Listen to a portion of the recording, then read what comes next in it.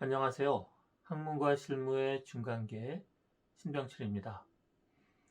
오늘은 논문 표절 이야기 한번 해보겠습니다.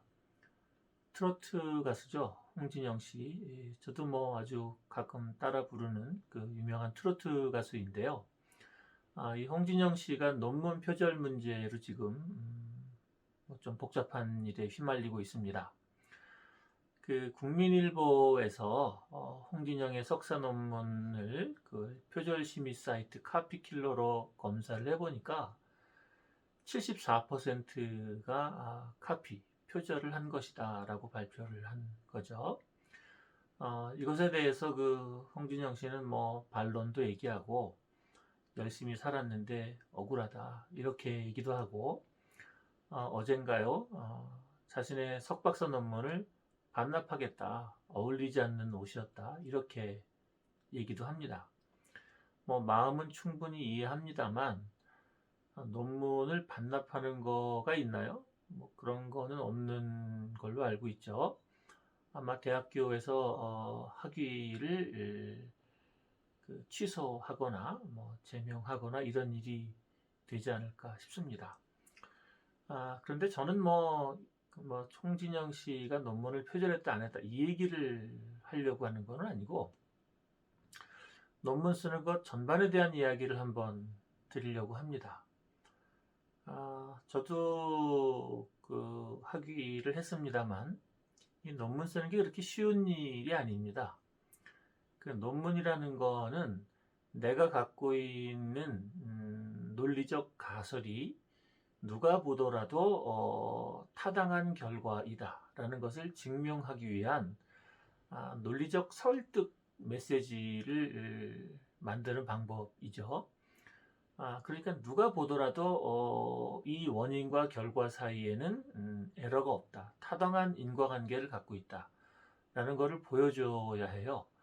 그것을 위해서는 사전에 그 이론적 배경에 대한 공부도 충분해야 되고 이론적 배경에 따라서 자신만의 가설을 또 세워야 합니다. 그러니까 새로운 인과관계, 우리가 옛날에 수학 시간에 배웠죠. P면 Q이다. 이런 새로운 인과관계를 찾아야 되는 거고 그 인과관계가 지금까지 이루어진 연구 결과에 비추어 봤을 때 아직 그 미발견된, 증명되지 않은 미지의 영역이어야 합니다.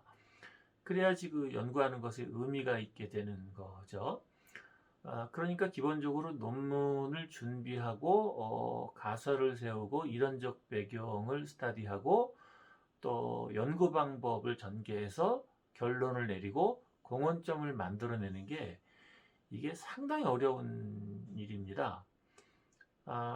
저도 석사하고 박사하고 또 제 논문은 미국 메이저 저널에 퍼블리시도 했습니다만 그 과정이 짧게 걸리는 게 아니라 굉장히 오래 걸리죠. 저도 한 거의 10여 년 공부를 해서 논문 쓰는 것에 대한 개요와 전개 방법이 몸에 익었을 정도니까 이게 쉬운 일이 아닙니다. 그런데 이제 연예인들이나 혹은 정치하시려고 하는 분들이 자신의 이제 학력을 좀 보태기 위해서 석사하고 박사하고 그러면서 논문을 쓰죠. 얼핏 생각하면 논문이 대단한 것 같습니다만 또 조금 들어가 보면은 그냥 특별한 거라고 보기는 좀 어렵고요. 그냥 자신의 생각과 가설을 좀 체계적으로 누가 보더라도 같은 수준의 공부를 한 사람이 어떤 사람이 보더라도 이것은 틀리지 않았다. 이것을 증명해주는 그 절차에 익숙한 과정인 거거든요. 그래서 제 생각으로는 논문을 쓴다라는 것, 특히 이제 박사과정 논문 쓴다라는 거는 공부를 계속할 사람만 하면 된다고 생각합니다. 홍진영 씨 같은 경우는 공부를 계속할 의사가 없겠죠. 그냥 뭐라고 그래야 되나요? 그냥 조금 그 공부한 경험 그런 것을 원하거나 조금 있어 보이려고 하는 그런 마음이 되겠죠. 쉽게 말하면은. 근데 이런 게 지금 대학교에서 엄청 많이 벌어지고 있습니다. 공부를 계속하려고 하는 사람, 그러니까 교수가 되려고 하는 사람이 아닌 경우에도 석사, 박사 하는 사람이 지금 엄청 많습니다. 대표적으로 특수대학원이죠. 뭐 경영대학원, 언론대학원, 정책대학원, 뭐 학교마다 이 학력을 높이기 위한 분들이 오셔서 수많은 특수대학원에서 공부를 하고 거의 대부분 100%는 아닙니다만 대부분이 또 논문이라는 것을 씁니다. 근데 이분들이 바깥의 일과 학교 공부를 병행해서 하기 때문에 논문의 절차를 제대로 알 수가 없어요. 이거는 뭐 그냥 단행본 책을 읽는다든가 이런 과정이 아니기 때문에 꽤 어려운 과정이고 노력이 엄청 많이 들어가야 되는 겁니다. 그리고 이것은 대충이 없어요. 알면 다 아는 거고 모르면 전혀 모르는 거지 일부를 안다 이런 게 불가능한 겁니다. 그래서 저도 뭐 대학교에서 겸임 교수도 하고 뭐 초빙 교수도 하고 그저께도 제가 모 대학교 그 MBA 과정에서 수업을 하고 왔습니다만 저는 이런 특수대학원이나 공부를 계속하지 않을 분들에게는 그 학문적인 절차에 들어가는 논문을 쓰게 하는 것은 바람직하지 않다라고 생각을 합니다. 그냥 자신의 의견을 적은 리포트, 분석 보고서 정도만 내게 하고 졸업을 시켜주는 게 더 맞지 않나라고 생각합니다.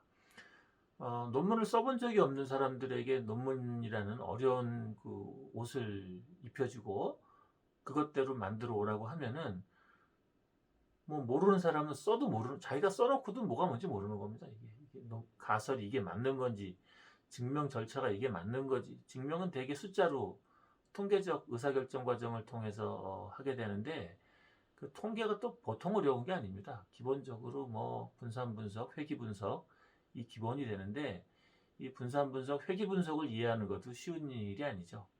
그래서 오늘의 제 얘기의 결론은 홍진영 씨가 뭐 일부러 표절을 하려고 한 건 아니고 하도 어려우니까 남의 것을 좀 참조를 했는데 좀 많이 참조를 해서 표절에 들어간 거고 그분이 뭐 나쁜 의도로 했다고는 생각하지 않습니다. 더 큰 문제는 공부를 업으로 삼지 않는 사람들에게 논문을 쓰게 하는 것은 별로 타당하지 않다. 그냥 원래의 생각대로 리포트를 쓰거나 보고서를 쓰거나 그것만으로도 특수대학원 혹은 뭐 요즘 박사도 그런 데가 많습니다. 박사도 뭐 계속 공부 안 하고 그냥 학위 받고 나오려고 하는 사람들 많이 있습니다. 학교의 요구와 개인의 요구가 맞아 떨어져서 이제 그런 일이 벌어지는데 그분들에게 억지로 논문 쓰게 하지 말고 그냥 쓸 수 있는 범위 내에서 깊은 수준의 리포트를 쓰게 하는 것이 더 좋지 않을까라고 생각을 합니다. 계속 논문을 쓰게 하면은 원천적으로 부정을 저지를 수밖에 없는 구도로 데려가는 겁니다. 별로 바람직하지 않다라고 생각을 합니다. 리포트 쓰는 것만으로도 그 사람의 노력을 대신할 수 있으니까 그런 방법이 더 좋지 않을까라고 생각합니다. 저도 뭐 이런 생각을 한 20여 년 전부터 해왔습니다만 논문이 꼭 필요한 경우가 따로 있고 그렇지 않은 경우가 따로 있다. 이런 얘기를 말씀드렸습니다. 자, 여러분 또 경영대학원, 특수대학원 이런데 교육대학원 이런데 가시는 분 많을 텐데 제 의견을 참고하셔서 학교생활 잘 하시기를 바라겠습니다. 감사합니다.